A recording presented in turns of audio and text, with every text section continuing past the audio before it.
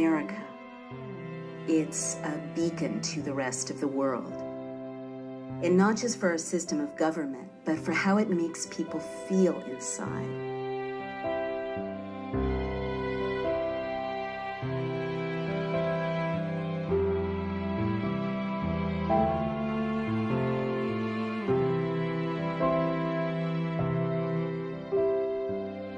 What do you love about America?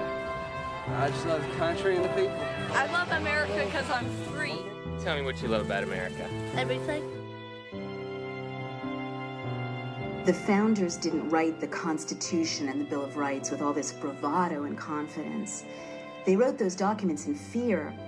They had come, or their families had, from places where people they knew were hung for speaking up for their rights. Reading the Constitution, there were moments where I really felt the presence of, the fragility and the beauty that was in that original dream of this country being founded in this way, and that incredible hope that went into those documents, and I almost felt around me the protection that those documents give me and my children, very personally. And then I felt them threatened.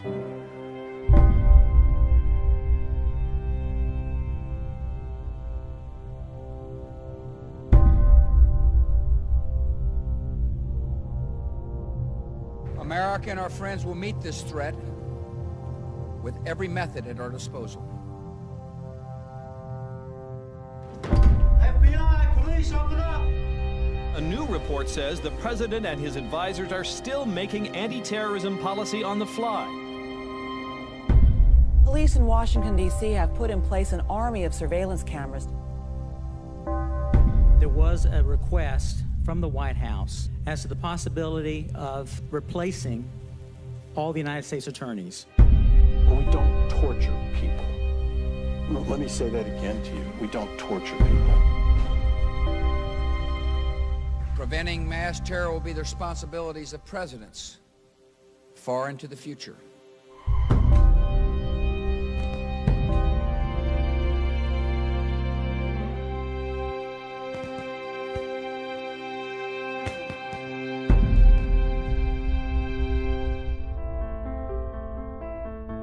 I've always been a writer, and I write about politics and social issues. Naomi Wolf is the author of several books, including the 90s feminist classic, The Beauty Myth. What's your name? Thank you. And I love that I live in a country where I can express my views without fear. But I wrote The End of America because I saw that changing. Best-selling author Naomi Wolf's latest book is called The End of America. My guest is Naomi Wolf. She is an enemy combatant. Comparing George Bush to Hitler is pretty, it's off the deep end. We're done. That's all we got. Naomi Wolf.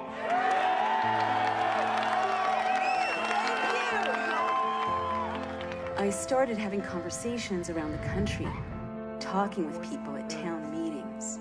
One dimension, which is a very popular site. The state is legalizing torture.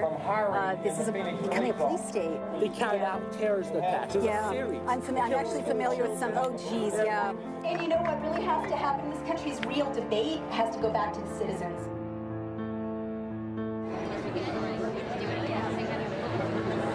Traveling around America to warn people of this threat, I felt so strongly how each of us has a role to play in standing up for the Constitution. And I was really moved at how people from every walk of life wanted to stand up and fight.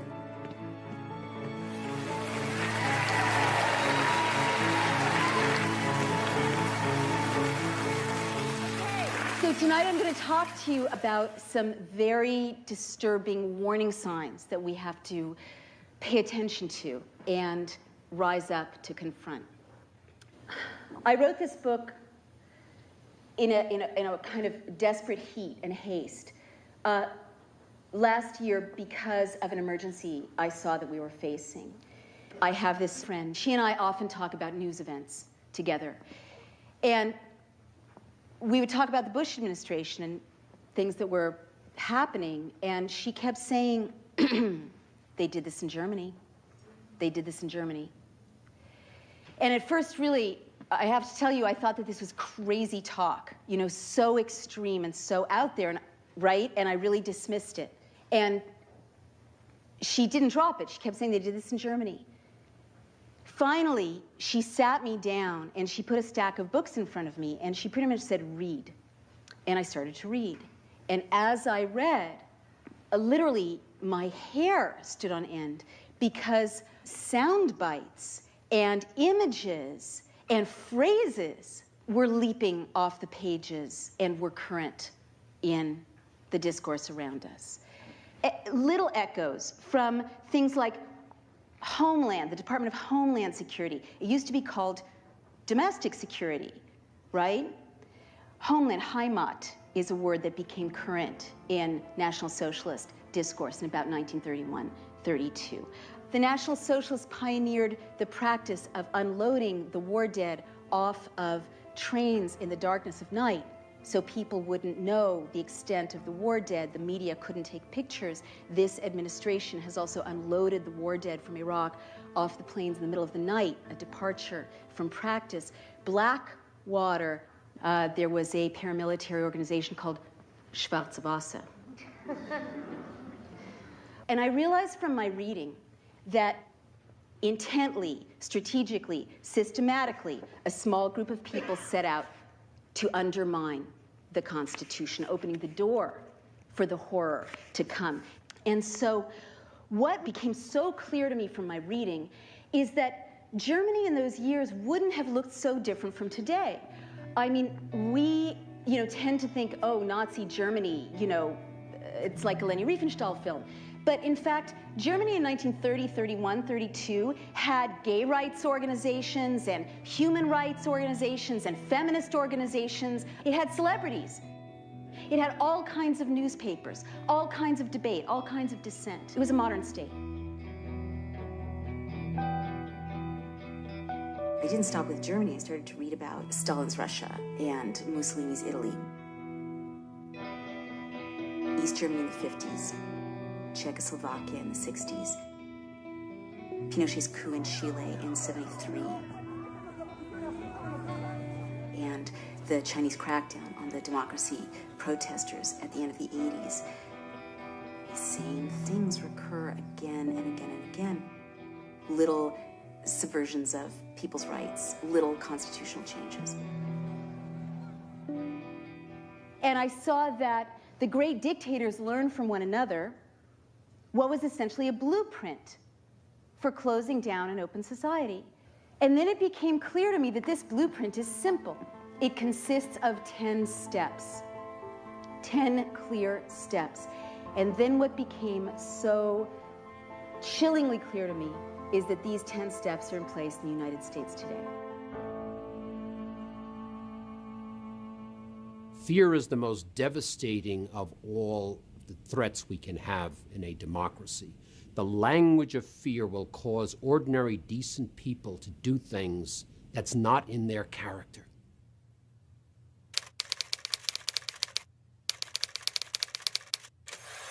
The first thing is to invoke a terrifying internal and external threat. And sometimes it's a real threat. After 9/11, the Bush administration used a terrible crime against our nation to launch what it called a, quote, war on terror, end quote.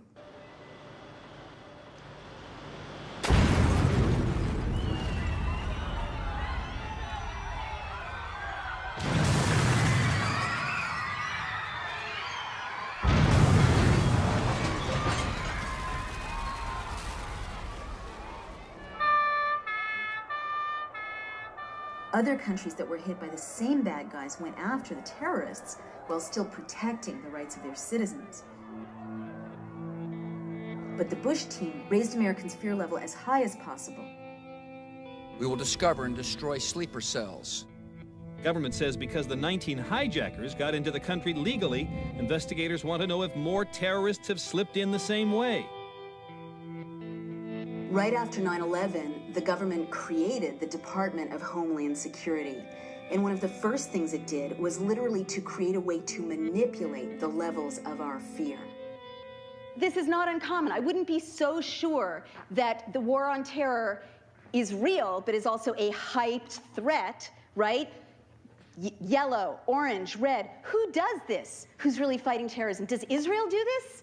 You know, they really have terrorists. And they don't say, it's an orange day, you know?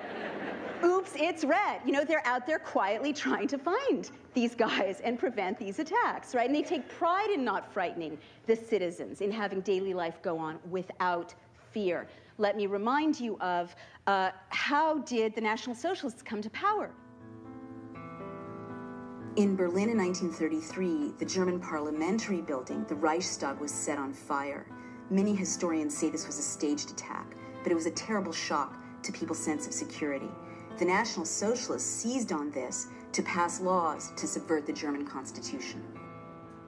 So they said, you're not patriotic unless you pass Clause 2 and later the Enabling Acts. It means the state can open your mail. It means the state can listen to your phone calls. It means that you as Parliament give up much of your authority to the leader. And so that legal process prepared the way for everything that followed. We see now in our own country legal maneuvers that undercut our civil liberties.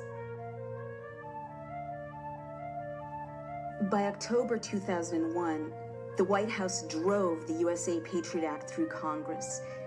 The Patriot Act was over 300 pages long. It weighed as much as a baby. It was printed at 3 in the morning, and they had to vote on it by 11 a.m.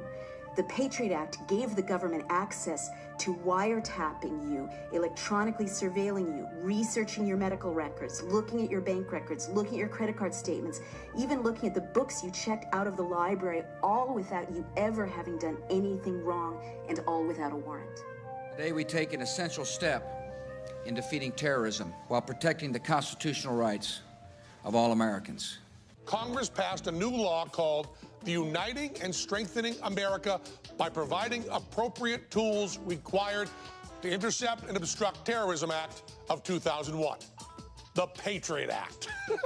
Sure is the axis of evil for bad acronyms. The Patriot Act really opened the door for what followed. The administration used the cover of fighting terrorism to greatly expand intrusive federal law enforcement powers. Our war on terror begins with Al-Qaeda, but it does not end there. It will not end until every terrorist group of global reach has been found, stopped, and defeated. They scared us by invoking the greatest threats of all, the weapons of mass destruction and a false nuclear threat. There is no doubt that Saddam Hussein now has weapons of mass destruction. Remember the drumbeat, war in Iraq, we've got to invade, we've got to invade. Remember the yellow cake, thank you, in Niger. The British government has learned that Saddam Hussein recently sought significant quantities of uranium from Africa. Iraq has sent agents to Niger, and they are buying yellow cake, which is used in nuclear bombs, so that, as Condoleezza Rice put it memorably, we cannot wait for the smoking gun to come in the form of a mushroom cloud. This scared me. Did it scare you? No? Well, you're smarter than I am. But this was completely fake. And up and down, we now know, up and down the State Department, people were like, fake, fake, don't do it, don't do it. But they hyped this threat.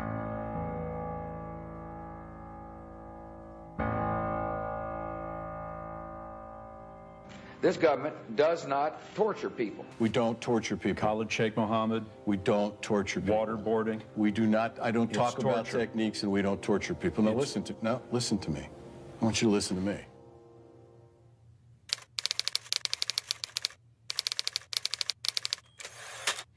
The second thing that always happens in a closing society is to create a secret prison system outside the rule of law where torture takes place. And by secret, I mean unaccountable. Now, the White House has said for years, America doesn't torture. We know now that America tortures grievously. But now we know categorically that the torture was directed from the top, everything from directives to hang prisoners by their hands from the ceiling, electrodes on genitals, threats against family members, extremes of heat and cold, forced nakedness. These are tactics taken right from the Gulag. And we know there are black sites around the world where people are simply disappeared.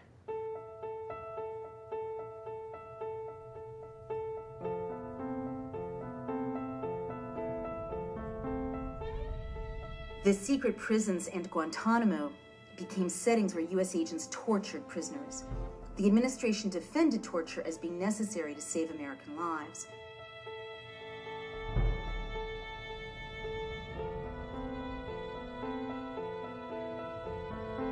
I wake up on November 14th, 2001, and I read in the Times that the president has issued what's called Military Order Number 1. And it is an order of the president's that he issues as the commander-in-chief, essentially says that the president can pick up any non-citizen anywhere in the world who the president thinks might be involved in terrorism. The hunt is on.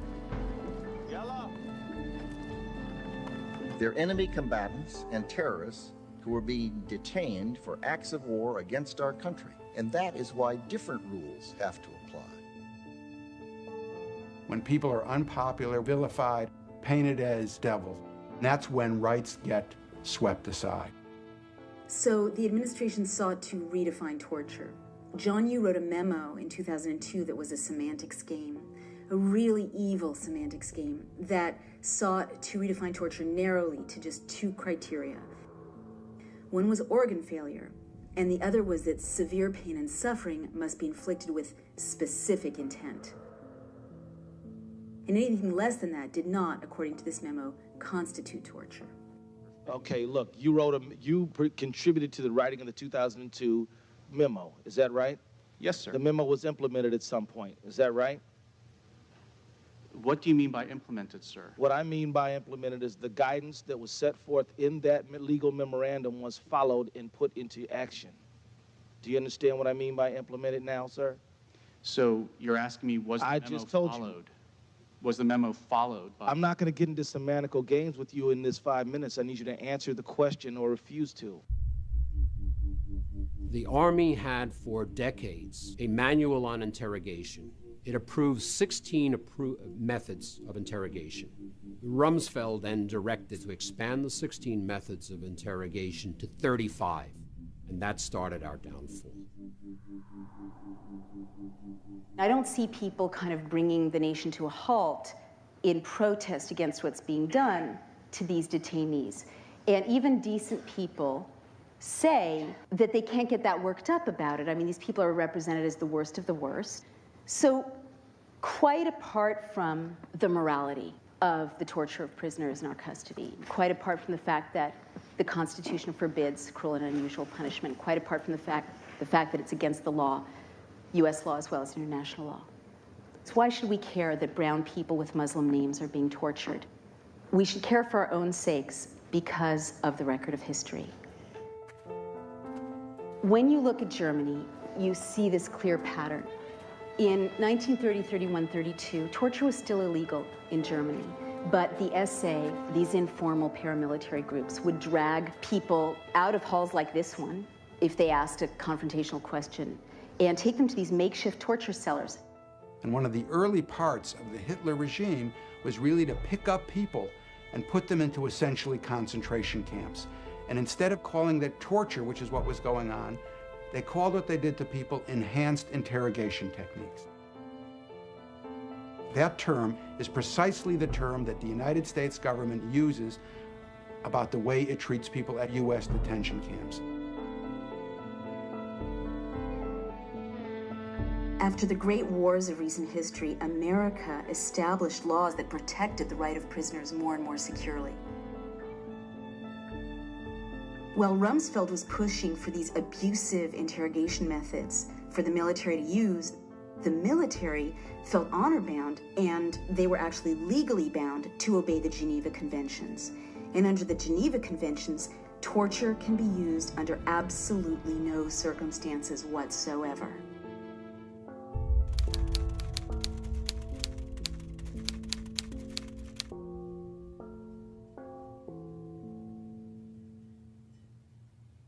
If you look at it pragmatically, does torture work? Does it do what you want to do, which is to save innocent life? And the answer is no, it doesn't.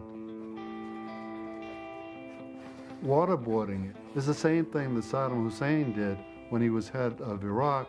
It basically didn't work, and it was illegal, and worse, it provided information that was completely wrong. You know, even the justification for invading Iraq,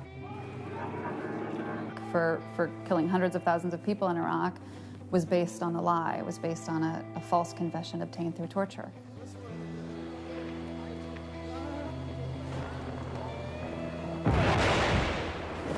We use it as a justification to topple a regime, to invade a country,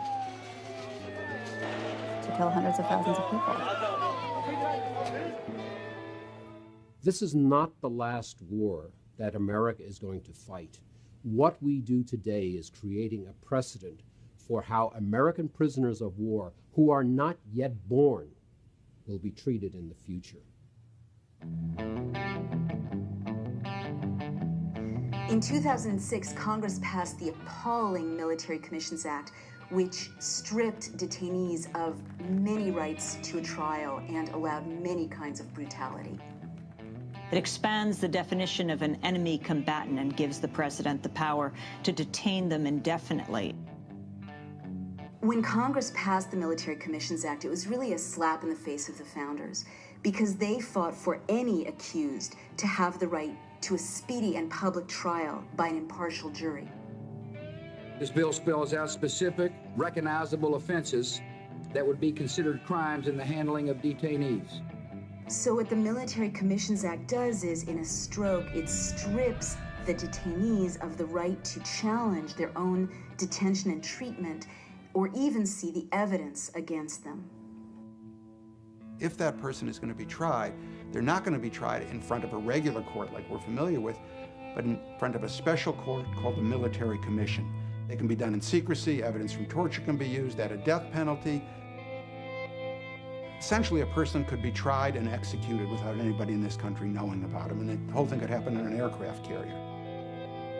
The military tribunals are kangaroo courts, modeled after Stalin's show trials and Hitler's people's courts, where similarly the accused couldn't hear the evidence against them. In an open society, you have due process, right? That means that they have to be able to accuse you of something that you've done. In a closed society, your innocence doesn't protect you. Most chillingly, the Military Commissions Act expanded the definition of enemy combatant to include any innocent U.S. citizen. Right now, the President of the United States, any president to come, can say to any one of us sitting here, anyone out on the street, you're an enemy combatant. And because the president has said so, that makes you one. And they can't torture you yet, but they will make it difficult for you to talk to a lawyer, difficult for you to see your family, and psychiatrists know that prolonged isolation makes mentally healthy people insane. There's a point, and I know it, if I open the New York Times or the Wall Street Journal, and I read that someone I identify with, a journalist, a commentator, has been named an enemy combatant and is in a 10 by 12 foot cell in a Navy brig, it's at that point I'm going to stop talking. That's my limit. Everyone has a limit. So that is why, apart from the ethics, apart from the morality, each of us should be appalled that the state is torturing detainees and prisoners in our names, even as we speak.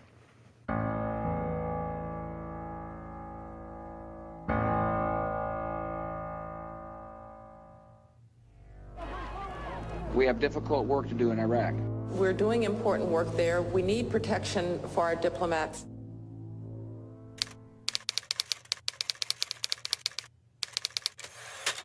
The third thing a would-be dictator always does is to create a paramilitary force that is not directed by the people. Any suggestions? Blackwater. That's right. I mean, when I lie awake at night, out of all these things, this is the one that scares me most. Hey, all these fuckers right here.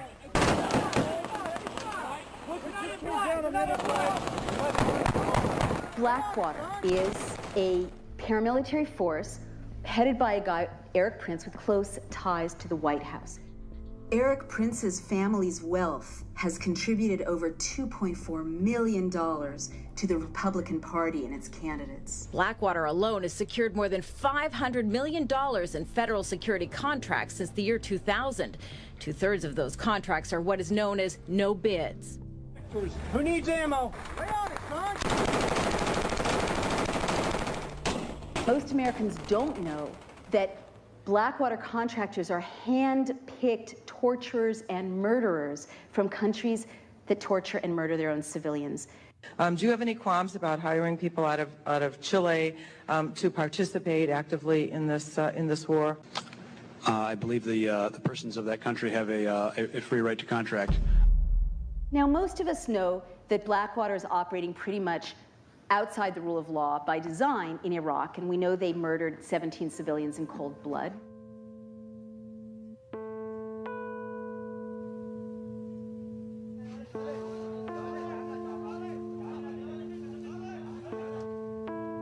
Having used security contractors in place of our soldiers and in a security capacity, we still haven't come down to the bottom line of how they will be held accountable. You do admit that Blackwater personnel have shot and killed innocent civilians, don't you? No, sir, I disagree with that. There could be ricochets, there are traffic accidents. Yes, this is war.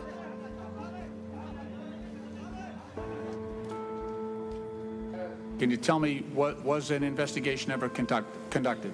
Congressman, if you will, we will get back to you with the full details. Are you refusing to answer, or is that... Congressman, I will have to check on that for you. We've had a better response from Blackwater than we have from the State Department on getting information. It's a question of when things go wrong, where is the accountability? When the FBI tried to investigate, the State Department blocked the investigation. Now, when the state starts to protect its own murderers, a very dangerous corner has been turned. I asked your Secretary of Defense a couple months ago what law governs their actions. Mr. I was going to ask him. Go ahead.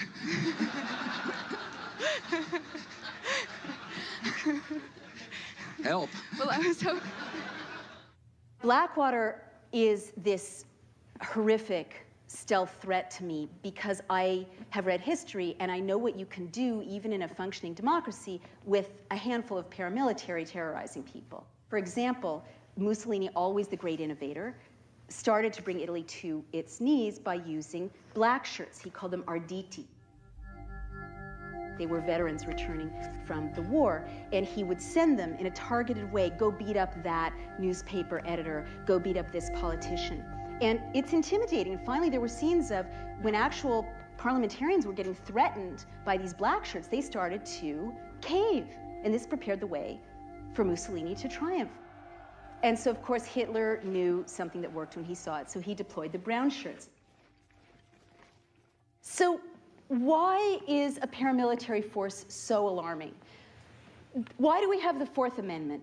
The founders knew what it does to ordinary citizens to have a standing army that is erected not by the people, not accountable to the people. They made sure that the National Guard, our militias, are answerable to the people. That's why they made sure that there's posse comitatus, which means that the police are a domestic force, a civilian force, that we don't have a military occupation of our streets, okay? And that's one of the things that makes the United States different from countries all over the world where they know the state can break in.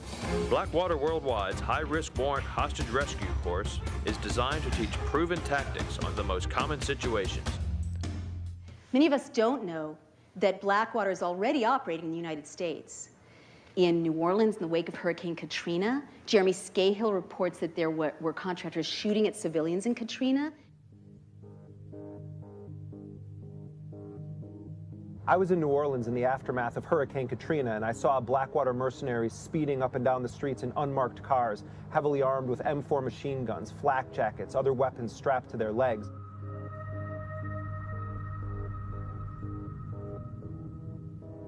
The nation's largest private security company may build a world-class training facility in Kootenai County.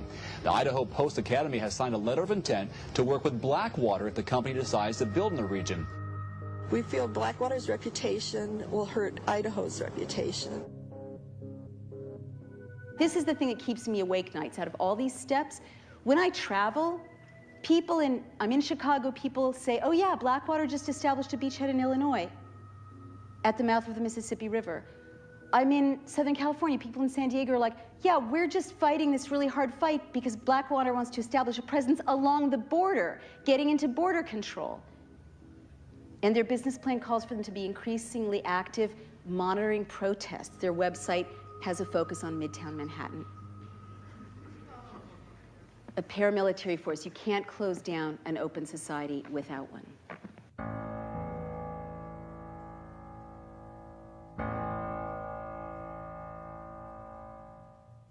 We've got a crisis. We're at war. The enemy is plotting to attack us. This proposal will allow us to gather intelligence information on that enemy that we otherwise would not get.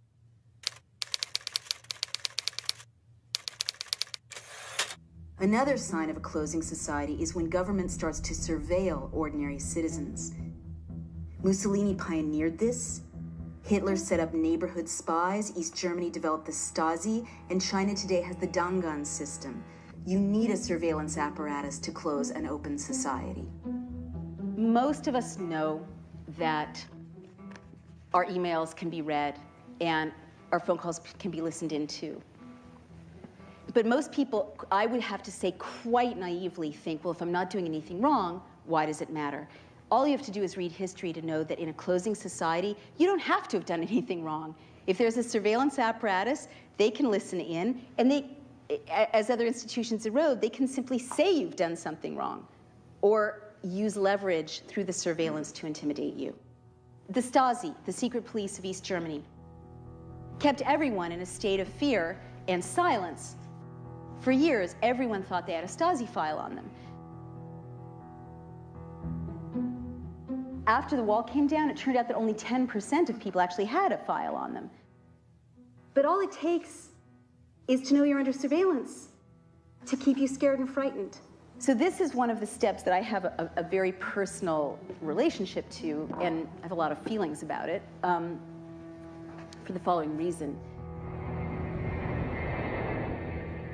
For a year and a half, every time I would try to take a plane, I would get my boarding pass, and it would have a quadruple S high security threat mark on it. And they would take me out of the line and do that whole extra security check thing. And I kept asking, what's up with this? Why are you doing this? Why are you doing this? And finally, this nice young TSA agent said, oh, you're on the list. And I'm like, the list? I'm on the list? How was Nazi Germany able to round up so many Jews so quickly? Because they had mechanized the list. Again, how did Pinochet manage to round up mass arrests? Mass arrests are always a hallmark of a closing society. Thousands, tens of thousands of people in a notorious soccer stadium. The list. Every closing society keeps a list. So I researched it, and it turns out that I was in very good company. As of July of 2008, there are over 1 million Americans on the watch list. 20,000 names get added each month. 1 million entries. Now, there can't possibly be 1 million terrorists in the United States. We know, for example, there are lots of famous people on that list, don't belong in there. Senator Edward Kennedy, Nelson Mandela, peace activists, nuns, lots of people on the list. After doing some research, I discovered that I was in very good company. Many innocent, outspoken U.S. citizens are on the watch list. We understand that a new member is on the watch list, Drew Griffin of CNN. How did I get on this list? Well, the TSA is adamant it's not even me, even though it is me getting stopped at the airports. And my question is, why would Drew Griffin's name come on the watch list post his investigation of TSA. What is the basis of this sudden recognition that Drew Griffin is a terrorist? What a curious and interesting and troubling phenomenon.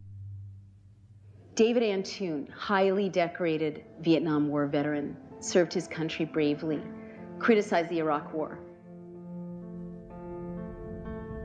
I mean, you can take WMDs and the Gulf of Tonkin, and you could see the manipulation of information to bring the American public into accepting and approving of a war that really had no basis.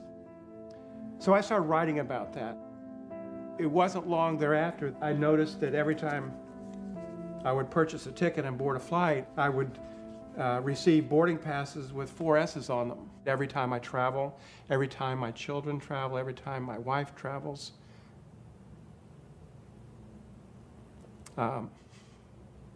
Every time my 86-year-old mother travels.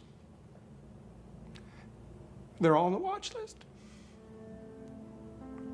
So, you know, it's an inconvenience, but it's insulting. And so when you want to close down an open society, you keep everyone under surveillance so that people increasingly become too frightened to stand up and speak.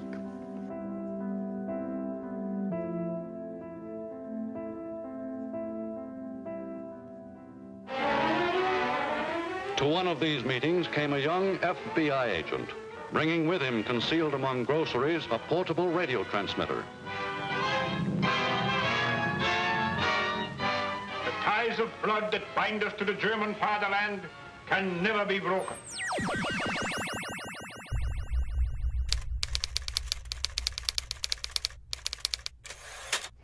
The fifth thing that always happens in a closing society is that there's increased infiltration of citizens groups, and this is against the law. The ACLU has many documented cases of illegal infiltration of groups just like this, and in fact, there's probably someone here today. Hello?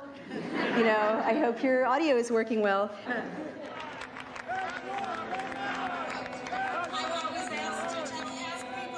In 2004, at the Republican National Convention, the New York police spied illegally on anti-war protesters.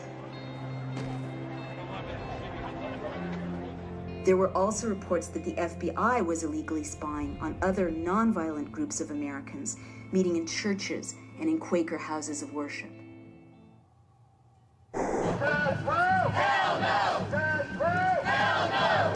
State police documents obtained by the ACLU reveal that undercover cops infiltrated local groups opposed to the death penalty and the war. The internal documents show that nearly 36 times, undercover state police officers covertly took part in protests, like this one in November of 2005. Sports writer David Zirin was part of a group that successfully pushed for a moratorium on the death penalty in the state of Maryland. What he didn't know was that the state police had sent undercover agents to monitor this group of American citizens' legal activities. In the meetings was somebody who was known to us as Lucy. And Lucy would sit there. She was, the word that keeps coming to mind was peppy. Like she would sit there with a big smile on her face and ask lots of questions and take notes. It was always the most basic questions like, wow, why are we doing this? Why about, like the kind of questions that you're happy that somebody who's new to a group asks. And he found out later that it was Lucy who was the spy. It's obvious that they made the conclusion that nothing illegal was going on here, and yet they continued to monitor our email list. They continued to come to our meetings. That's the thing that's so upsetting about this, is that this idea that some people deserve to be watched and some people don't. People should ask that question about, well, where is my Homeland Security money going? Is it actually being used to keep us safer, or is it being used to stifle dissent?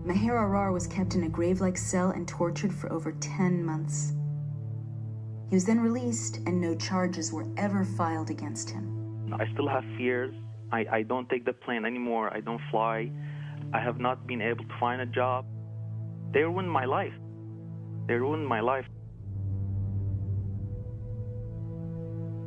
The idea that the president could simply pick up any person in the world and hold them in an offshore prison, hold them forever, is really a shock. And that goes against everything that a legal system or that a democracy or that a republic ever stood for.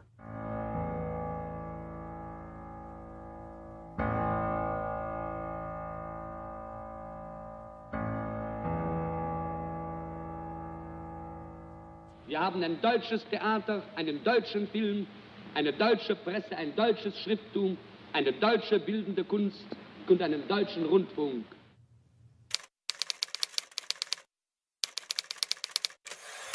The next thing that always happens, the seventh step, is the targeting of key individuals. Goebbels was so good at this. He systematically targeted people who were not in alignment with the regime. So you start to see key individuals, visible individuals, kind of singled out to be punished or have repercussions, career repercussions. You saw people like the Dixie Chicks. We're ashamed of the President of the United States.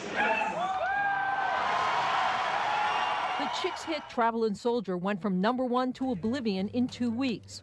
Replacing it, Daryl Worley's Have You Forgotten, a pro-war song.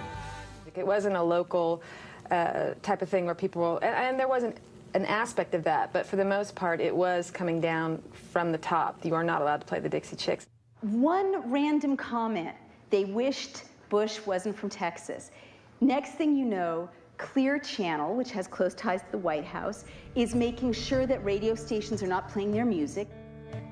We don't have a stage and a microphone. All we have is our checkbook when we go pay for the CDs and the tickets and the T-shirts and all the stuff we've paid too much money for. And then, another one of these echoes, you hear about spontaneous CD burnings of Dixie Chicks CDs all over the South. And you know there's something funny going on with this because CDs don't burn. What does this echo? Book burnings, of course. In April of 1933, Goebbels orchestrated spontaneous book burnings where students were supposed to pile up books by people who were critical of the regime and trash them, set them on fire. You saw people like Dan Rather, a critical report of Bush's service. CBS News, 60 Minutes, and this reporter drew fire today over our reports that raised questions about President Bush's military service record. Subsequently, the White House put so much pressure on his employer that Dan Rather now claims in a lawsuit that his employers caved to White House pressure and drove him out of his job. The central thing here is you can't have freedom of the press if you're going to have large, big corporations and big government intruding and intimidating in newsrooms. The chilling effect on investigative reporting is going to be something we don't want to see. Many visible people cited Valerie Plame. My name and identity were carelessly and recklessly abused by senior government officials in both the White House and the State Department. She was singled out to punish her husband, who had blown the whistle about the president's lie about yellow-cake uranium. After a CIA-sponsored trip to Africa, her husband, Joe Wilson, wrote this article attacking the rationale for war, that Iraq had weapons of mass destruction. Dick Cheney was furious, and when he found out Wilson's wife worked at the CIA, he wanted to use her to discredit him. It's claimed in retaliation, Scooter Libby leaked the fact that Wilson's wife, Valerie Plame, was a CIA operative. And you're convinced that's why they did it, is because they didn't like what you were saying? Well, I actually think that it was more nefarious than that. I think that they were doing it because they had every intention of trying to protect the cover-up of the lies and disinformation that provided the justification for war in the first place. They purposefully outed a CIA agent, Valerie Plame. That's not treason anymore, outing a spy? Did I mention it was one of our spies? Did the July 14th column destroy your covert position and your classified status? Yes, it did. I could no longer perform the work for which I had been highly trained, and so that career path was terminated. It was her whole career, and her whole career depended on keeping the cover, and they deliberately went out and trashed her. Valerie Plame, her career ended, her life endangered, those of the people around her endangered. And she says in her memoir that when she went out on her back porch, to look at her back porch rather, and she has 2 toddlers, she saw that the bolts holding the deck up 20 feet off the ground had been loosened. That's right, targeting key individuals.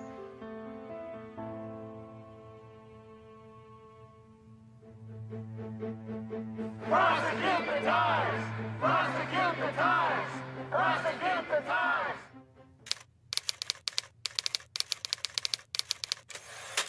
The next step a would-be dictator always takes is to restrict the press. Of course, this is really scary, you know, to me, but it should scare all of us.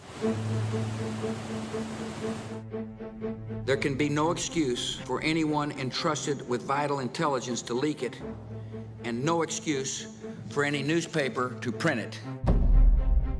Bill Keller, the executive editor of the New York Times, chose to publish a story that revealed that the White House, under the guise of fighting terror, was secretly and illegally monitoring financial transactions through a Belgian telecom company called SWIFT. Some in the press, in particular the New York Times, have made the job of defending against further terrorist attacks more difficult by insisting on publishing detailed information about vital national security programs. There was this drumbeat of sound bites from the White House: treason, treason, treason. Right-wing pundits and elected officials immediately called for the prosecution of the New York Times and its confidential sources under the Espionage Act. And I'm calling on the Attorney General to begin a criminal investigation and prosecution of the New York Times, its reporters, the editors that worked on this, and the publisher. Other pundits used White House sound bites that called for Bill Keller's prosecution on the basis of treason. Anybody who leaks or publishes classified data in a time of war in a highly successful program such as the SWIFT base, they should be tried for treason. If they were found guilty of treason, I would have no problem with them being executed. There was this soundbite: prosecute such reporters under the Espionage Act. Prosecute reporters who release classified information under the Espionage Act. Well, anyone who works in journalism knows that up and down New York and Washington, good reporters are transmitting classified information all the time, because that's how they do their jobs. This is really scary when you've read the history of closing societies, because what immediately comes to mind is that in 1936 and 37, Nikolai Bukharin, the editor of Izvestia, the equivalent of the New York Times in Russia, was charged with treason by Stalin. He was tried in a kangaroo court in the Third Moscow Show trial and was in fact executed.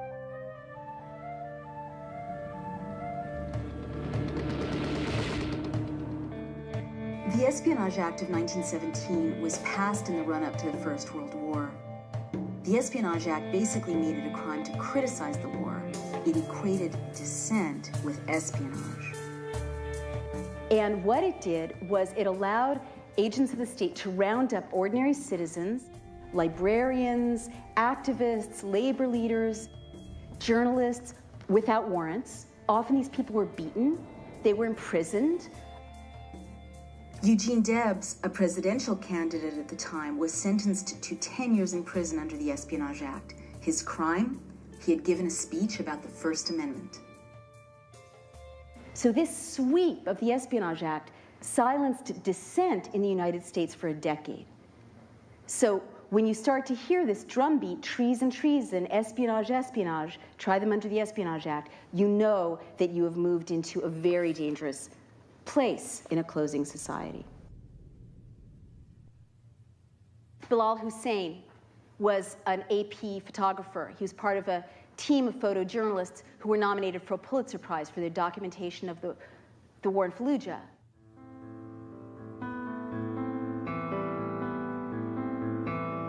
He was seized seized by the U.S. military and held for over a year. The AP couldn't find out where he was, what happened to him, what the charges were against him. The charge was that he hung around insurgents. Let me tell you, as a journalist, you don't get the story without hanging around your subjects, right? That was a crime. He was practicing journalism. But in that time, if you're the head of the Associated Press and your guy's in custody, God knows what's happening to him, how tough are you going to be on the White House, right? You think it doesn't send a chill? Hussein has maintained his innocence, insisting he was only doing the work of a news photographer in a war zone. You could say, well, that's Iraq. But what if reporters here in the United States get threatened with jail for the crime of practicing journalism?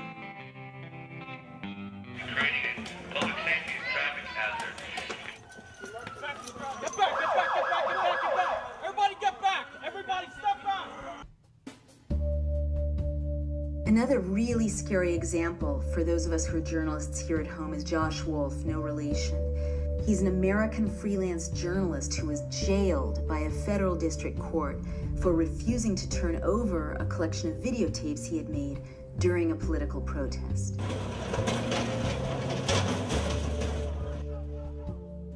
About 2 days after I filmed that protest, the FBI showed up at my house and asked a bunch of questions and wanted to obtain a copy of the full tape.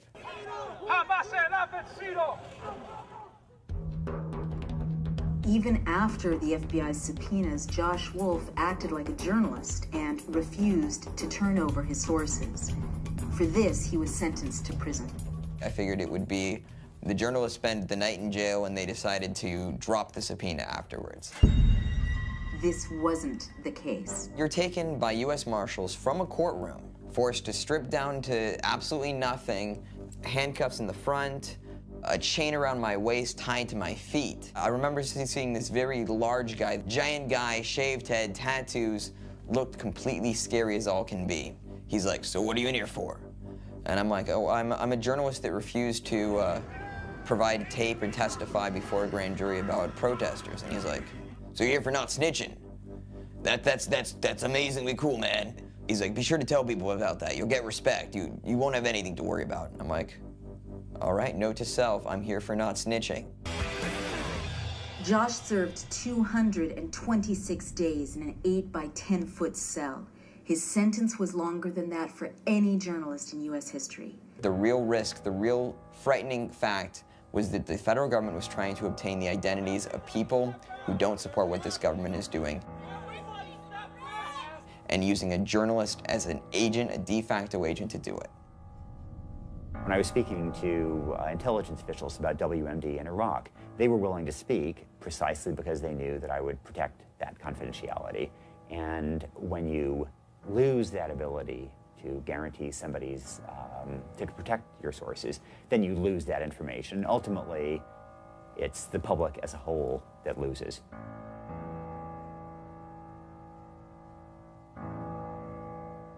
Move! Move! Move! Gentlemen being arrested, and there are a lot of us, but what the fuck? Look at this shit!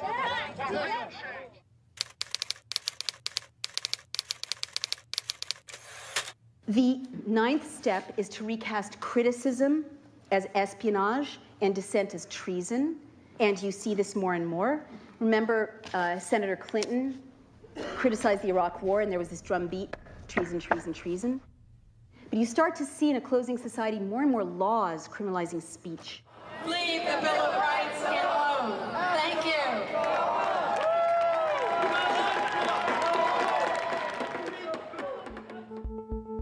We already saw the White House use laws to silence dissent. If you're charged with the Espionage Act, you can be sent to prison for 10 years. If you're charged with treason, you can be executed. But even scarier are new laws. One that's been passed redefines protest as terrorism, and another that's been proposed simply criminalizes free speech.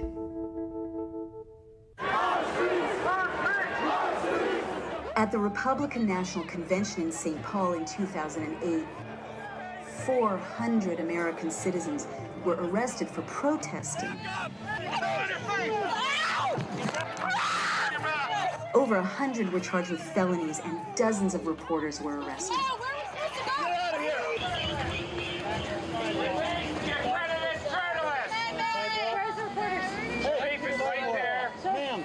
Release the accredited journalist now! From the convention you are violating floor. my constitutional right. You are violating now. Sir, I want to talk to you. Do not arrest me. Right, sir. You are violating right there. You're under arrest. Stay right there.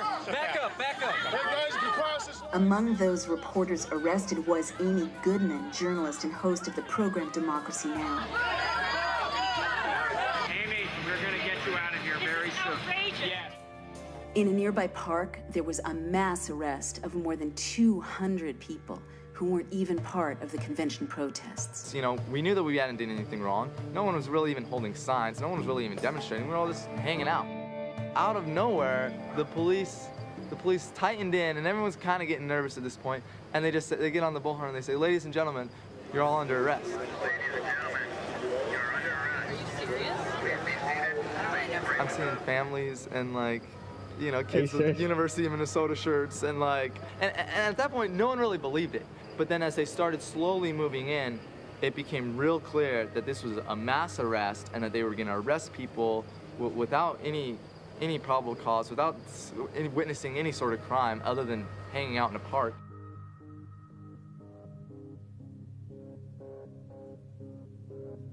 Under the Minnesota Patriot Act, 8 American citizens protesting the convention were later charged with terrorism.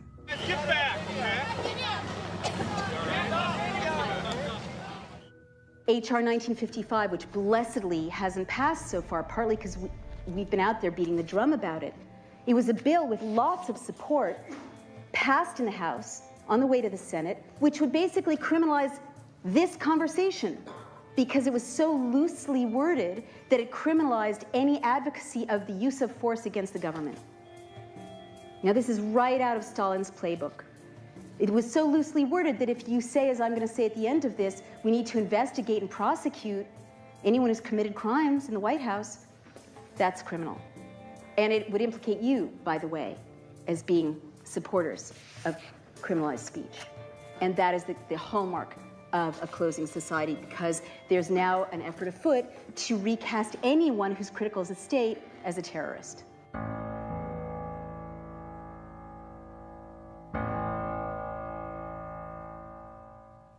Some members of Congress want to know why President Bush claims he can sometimes just ignore the law if he feels like it. This president's theory of his power is now, I think, so extreme that it's unprecedented. He believes that he has the inherent authority to violate federal law.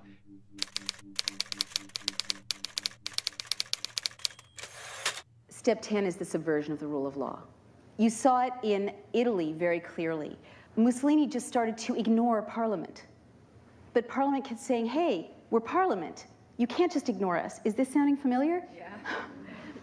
So at this stage, you start to see what we're seeing now, which is Congress subpoenas Harriet Miers and Josh Bolton, and the White House says, sorry, too bad. So under the rule of law, that's contempt of Congress, and it's illegal, right? But Congress is like, no, no, no, you don't understand. We're Congress. And the White House is whatever. The Attorney General scandal, the U.S. Attorney scandal. Remember that?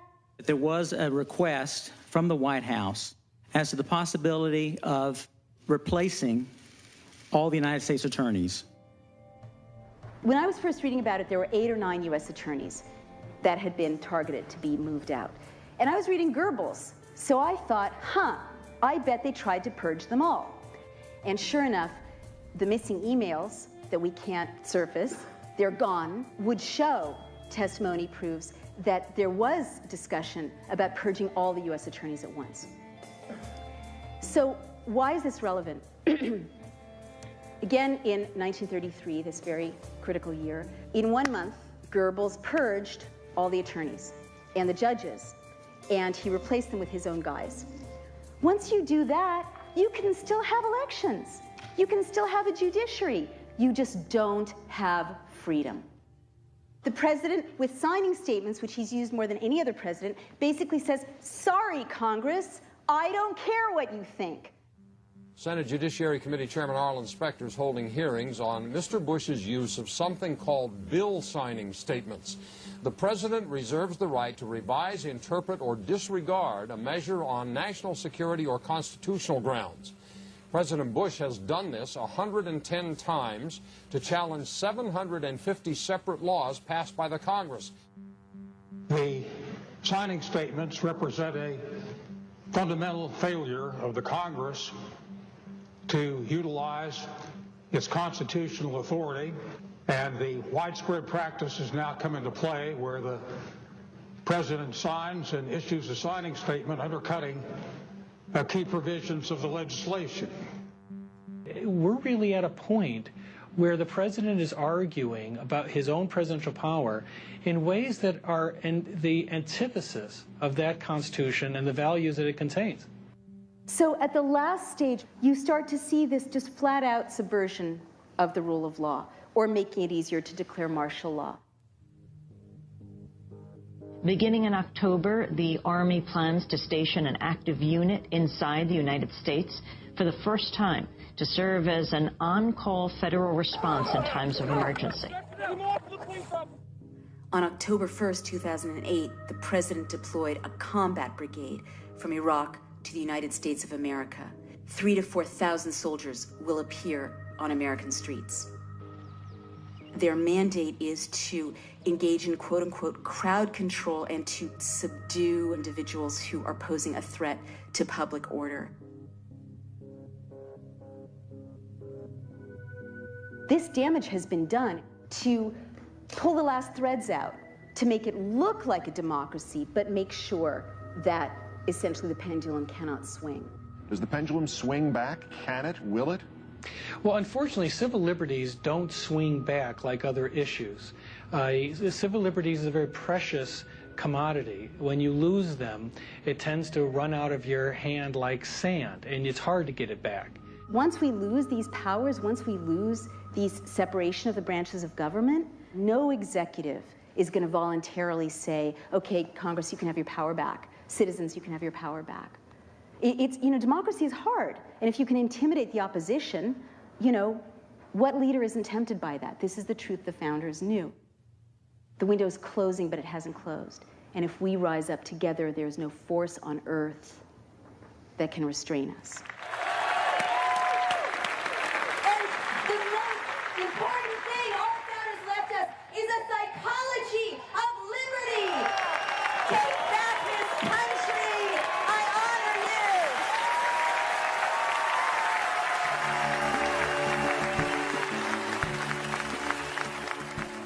That rule of law feels to me that it's been grievously injured in the aftermath of 9/11. And I hope that we're going to come to a time when we have some kind of a national commission that will look back at what we've done and will begin to repair that damage.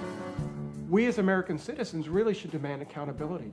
We should. We need to get the American people involved and educated and to have some knowledge as to how to vote and on what basis decisions are made. Maybe, yes, there are laws that need to be rescinded, but I really think it's more a matter of standing up and saying, this is not who we are, and we're going to hold accountable, those who did these things. If there's a movement around people who are infiltrated that says we will not accept this, then I think the doors will remain open because it will be seen as a political act that's part of a larger series of small resistances. Ultimately, I trust in the essential fairness of the average American to recognize that some bad things have been done and to recognize that we need to change what has been done in the last few years. We lost our way. We just need to find our way back to the path that served us well for so long and served our forefathers so well. Jefferson and Franklin categorically believed that It wasn't just Americans' right to criticize the government, it was Americans' duty. The Declaration of Independence actually says you have a duty to rise up and overthrow tyranny and injustice. That is your responsibility as an American. And Benjamin Franklin, knew it was up to us. I mean, there's this great story that he was coming out of the Constitutional Convention, and a woman asked him, so, what is it? Is it a republic or is it not a republic? And he said, a republic, ma'am, if you can keep it.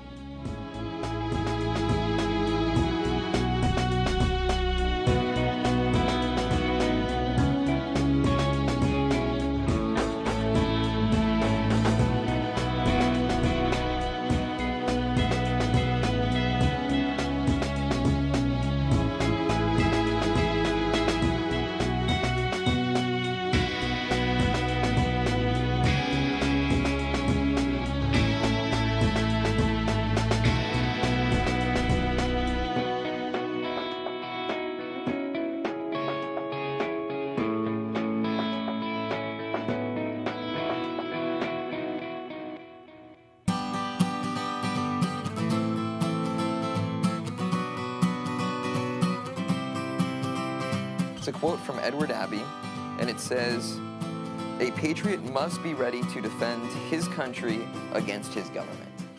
And I honestly feel that in many ways that's what I did. Amendment 25, Section 1. In case of the removal of the President from office or of his death or resignation,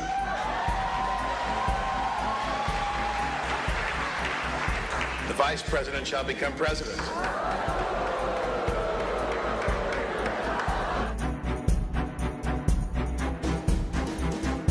My name is Robert C. Byrd. I am a United States Senator, and I am an American.